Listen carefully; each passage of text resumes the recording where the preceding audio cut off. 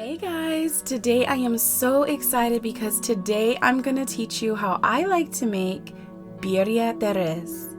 This is a beef stew and it is so easy, but it is so flavorful and I know you will love it. Let's get started.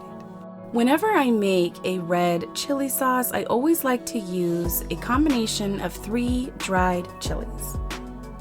And they are guajillo, pasilla, and arbol.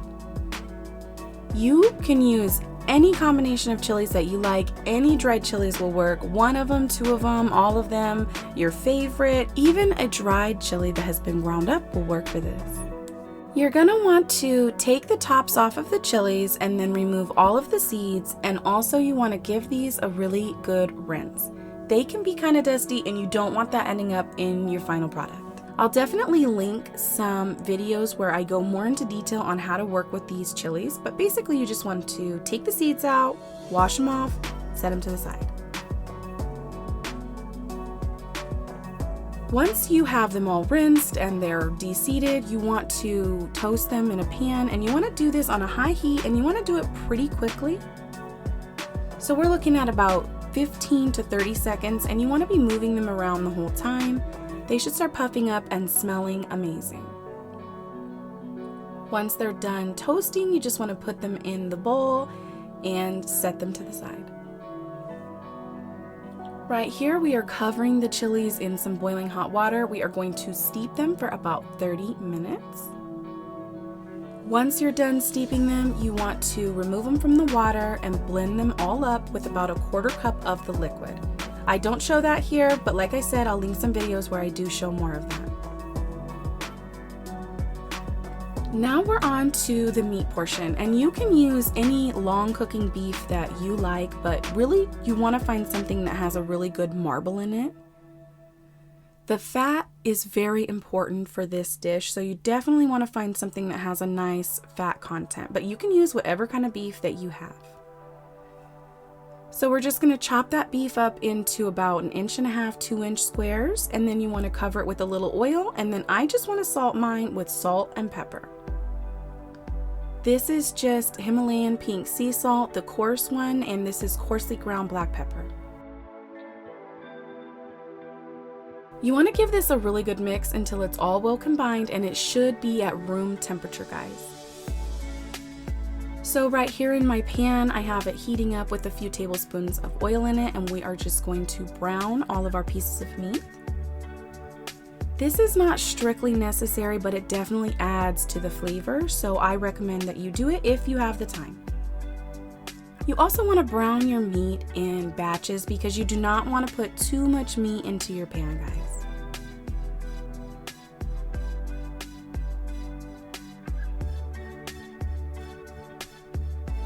Once you get all of these browned up really nicely, you just want to throw these into your crock pot.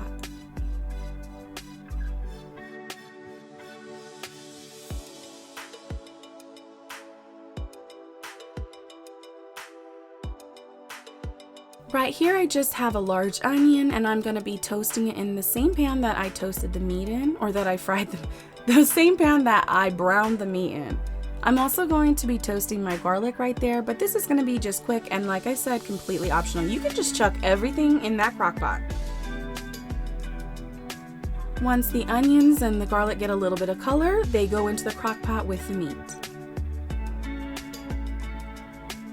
Right here is the blended chilies that we made earlier, and we are going to put that in the same pan that we did the meat and the onions in.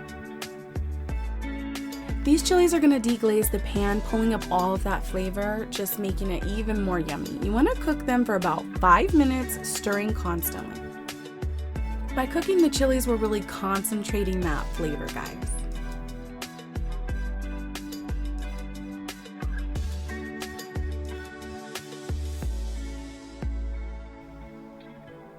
So after we cook the chilies for about 5 minutes, we're going to go in with our stock, and you can use beef, chicken, vegetable, bouillon cube, whatever you have will work.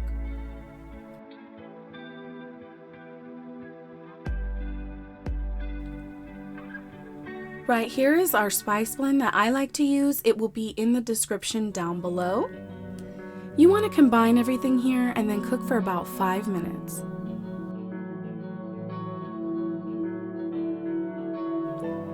Right here in our pan, we have our meat and our onion, our garlic. I put in some Worcestershire and a chipotle off camera.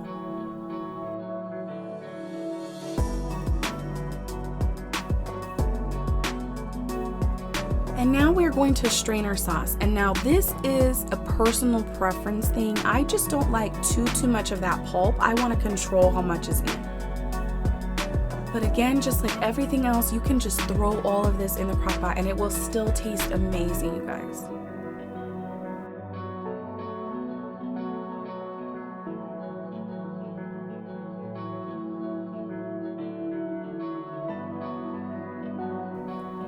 So we want to cover the meat with the rest of our chicken stock, and then I'm going in with 2 bay leaves. And I like to put a portion of the pulp from the chilies back inside, but like I said, personal preference, throw the whole thing in there is perfectly fine, guys. Now you want to cook this on low for about 8 hours. Once it's done, it's going to melt for you. It's so delicious, and I recommend that you chill this overnight, guys. This is my birria de res the next day. I like to chill it overnight, and I do that for 2 reasons.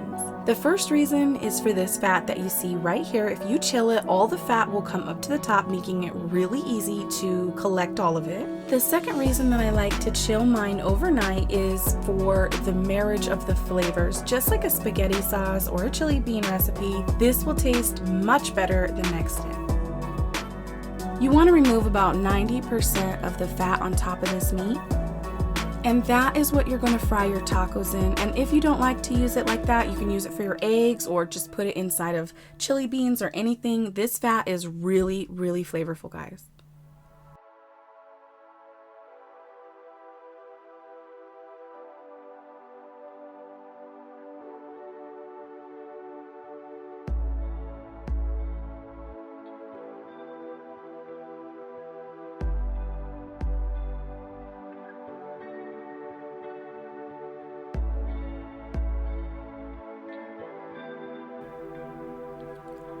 Once you reheat it, you've got this gorgeous consomme right here, and this is what you can dip your tacos in or pour over your rice or just drink it like that because it is amazing.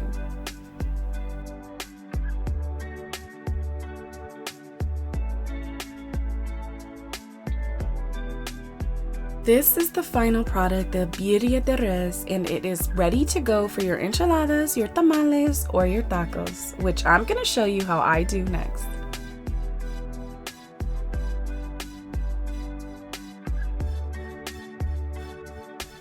So right here in our pan, we're going in with that fat that we took off, and we're going to fry up some tortillas. I will post a link to my homemade corn tortilla video, so you can go and check that out when you're done here. After about a minute, you want to flip your tortillas, and then you want to fill them up with whatever you like. For me, that just means a lot of cheese and a lot of meat, but you could put onions in here, pico de gallo in here, anything that you like, guys. You really don't need to add too many things to this because this meat is so flavorful. When you add that cheese in, you get that ooey gooiness, and it is amazing. Fried in this gorgeous, flavorful fat, you cannot go wrong with these tacos, guys. Everyone will beg you for the recipe. You will not have leftovers.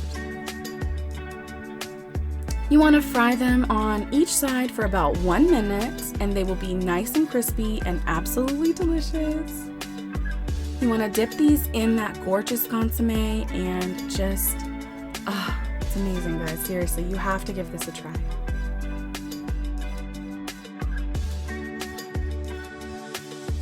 For some reason, my camera decided not to show you me tasting these tacos, which is very unfortunate, but I did get some really good pictures for you guys. If you make this, tag me on my Instagram at Recipes with Risa and let me know. It would make me so happy, guys. So that's it. Don't forget to like, comment, share, subscribe, and come back to my kitchen anytime.